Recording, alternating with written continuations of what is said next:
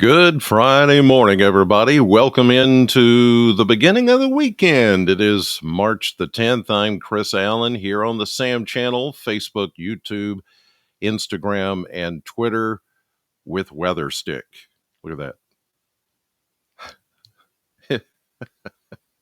I even added it because it's the star of the show. I'm not the star. I'm not the introduction here. Weather Stick sees, knows everything more than I know. Everybody's like, yeah, that's probably true. The weather stick is still blue today, so it means pretty quiet weather. Even though we did pick up a little bit of rain last night, it wasn't much. It was like a tenth of an inch, maybe. There just wasn't very much. We'll check some of the mesonet sites here in just a minute and check some of those totals. Yesterday, the high temperature was 61 in Bowling Green. We should be at 58 for an average high temperature. So we were 3 degrees above average as far as temperatures go at the Bowling Green Warren County Regional Airport, where they take those measurements. And it looks like we saw about a tenth of an inch of rain. Some of you may have gotten a little bit more than that, but otherwise, it all pretty much panned out to less than a tenth of an inch overall. And now, as you look at the radar this morning, it's all gone. It's all east of us and continuing to move away. Now, there might be a little sprinkle or something hanging around this morning for some of you, especially a little bit further east of I 65, but whatever falls is not going to be much. But the cloud cover, now, cloud cover we're going to keep around today. That's just some leftover moisture that's hanging around that front you see now passing through southern Kentucky. Again, it's a weak system. There's not a lot of moisture with it, but there's some trapped moisture just a few feet above us. That low layer of cloud cover is going to be with us pretty much today. There may be some hints of sunshine at some point through the clouds, but overall, it's just going to be a cloudy, a coolish day. We're not going to see much recovery in temperature today. So let's take a look at temperatures and the 10-day model blender, and let's see what we've got going on here. You can see at least the first half of the blender showing chilly temperatures, cooler really than average once you go through that span of the first 5 days or so. Today, maybe 50, possibly 51. But some of you may not even hit 49 for a high temperature, maybe 50. Tomorrow will warm up a little bit more, closer to the mid 50s. Same goes for Sunday. But then we get another system coming in, which I'll talk about in a minute, that has some Arctic air with it. Yes, Arctic air, cold air.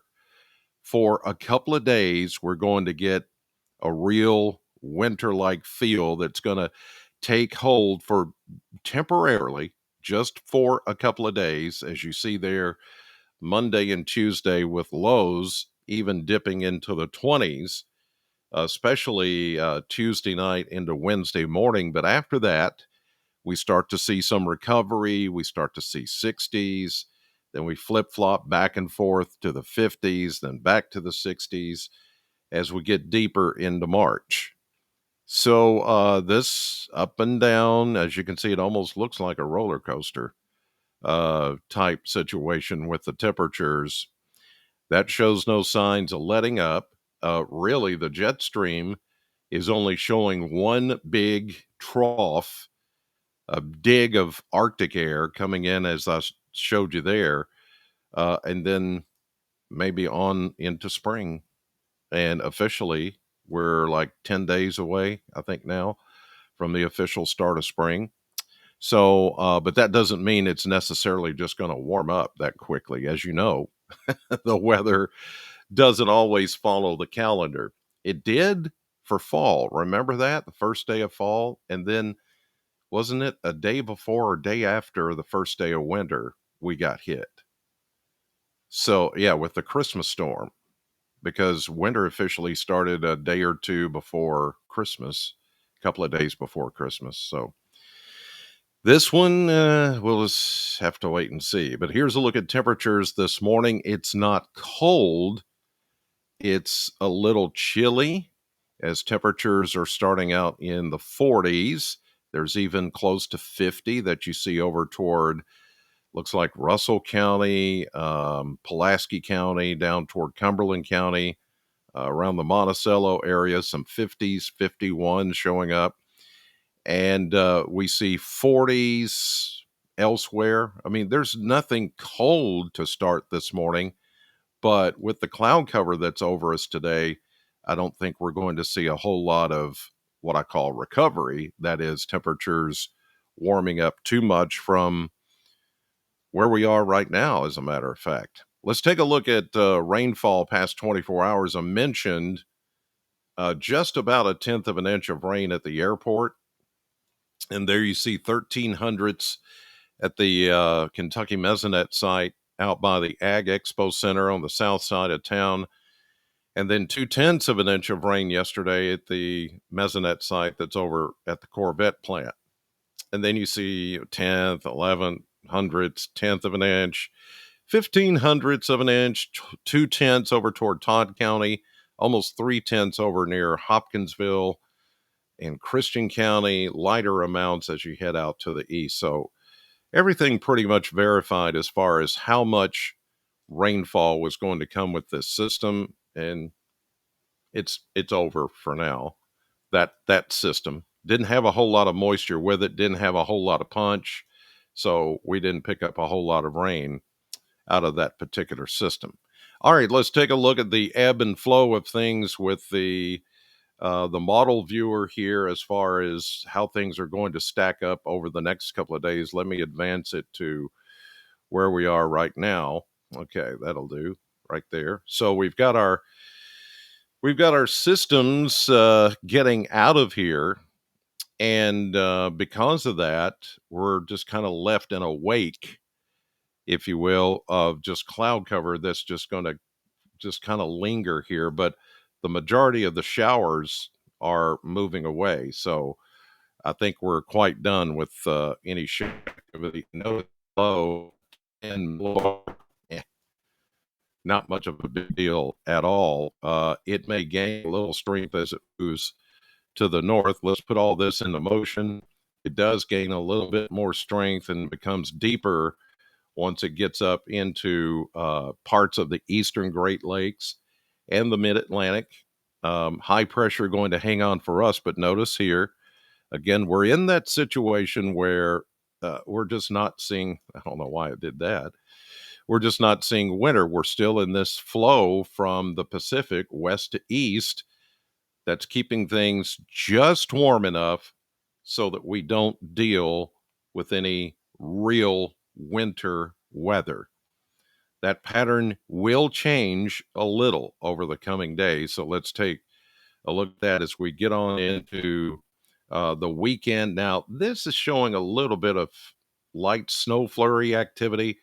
This would be tomorrow morning. Um, yeah, it would be like, no, it would be closer to midnight tonight. There might be a few flurries in eastern Kentucky, but again, whatever falls there is just not going to be that big of a deal. Um, we still have the really cold air locked, but notice the dip. This is the dip I'm talking about, where it allows just enough Arctic air to penetrate with that little dip, that trough over parts of eastern Kentucky. I think that's where somebody could see a snowflake. But again, ground temperatures are too warm, surface temperatures are too warm. Whatever falls, it's not going to be that big of a deal. Not going to be this event, if you will, that some are talking about. You know, of course, they say this is we don't. You know, it's not like it's gonna happen. We're just letting you know that it could happen. Ooh, I like that. Like, share, share, share, share, share. And then, of course, they, plausible deniability afterwards. Well, we didn't say it was going to happen. We just, I just don't get me started on all the hype. But the hype machine always comes around, whenever there's a snowflake in the air. It's just like, oh yeah, we're gonna hype this up. See, this low deepens. Look at that, 989. It does get very strong off once it gets almost offshore and then offshore in the mid-Atlantic. Some of that throwback is why we would see somebody in Kentucky might see a flyby flurry, what I call flyby flurry, and some breezy conditions as that cold air does try to make a run at us. That's why this weekend is going to be, yeah, on the chilly side. And then after that, we get some colder air that gets kind of in here. But as you can tell, even with this, the overall flow is still very much a Pacific flow and warmer. We're into that time. Once you get into March, you're into that time of year where naturally things are going to get warmer because the days get longer, the nights get shorter. We've got the angle of the sun is a little bit closer because of the earth tilt. And there's no way that winter is going to win out. You may get a day or two now into March, and we're going to have that where it's like, ugh, what's happening? I think winter's back, but it's not to stay. It can't. It can't. No matter what you think you can do about it, it will not. So, um, all the alarmists and everybody out there is like, oh, okay, here we go. I bet this spring is going to feel like winter. Well, I don't know where you're getting that, but anyway, so we move ahead and we watch another system that's going to work in here. Looks like Saturday night into Sunday. Let's check the timeline here. Yep. So it looks like that's going to hit us about Saturday afternoon. We'll begin to see a bit of a warm front that is going to kind of take over here, and then a cold front will dip just south of that. And then we get the overrunning moisture being forced into the area with some breezy south winds. And we do warm things up for a time, not all that warm, not 70s, not 80s, barely 60s. Then we're going to get another cool down. Notice the jet stream and the cold air retreats back to the north somewhat because of this.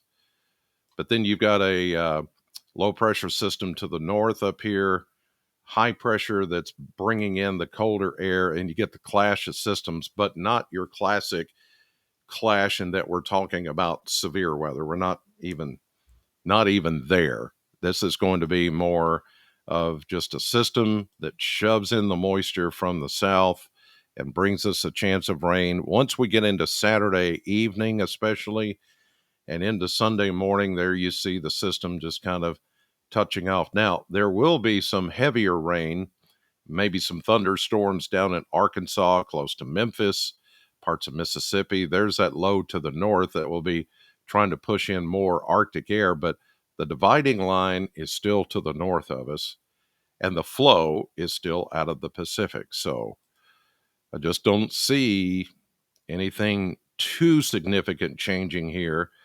We get into Sunday morning and afternoon, and then everything just kind of pushes on off to the east.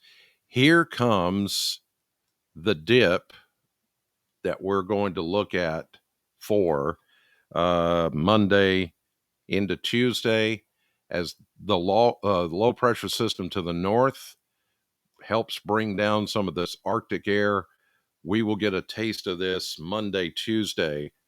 And with that, temperatures are going to struggle to get out of the 40s during the day. And then at night, yeah, there could be some 20s or just below freezing, but it's not going to last.